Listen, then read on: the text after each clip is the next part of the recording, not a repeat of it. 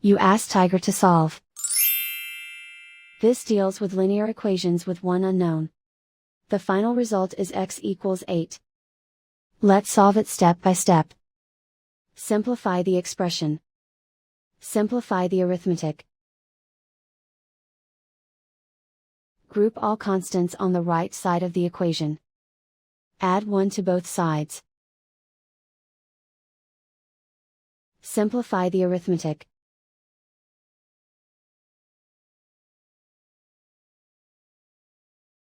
Isolate the x.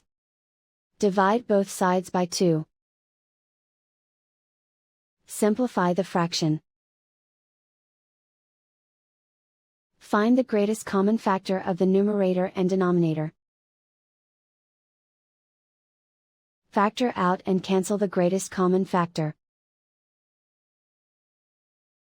And so the final result is x equals 8.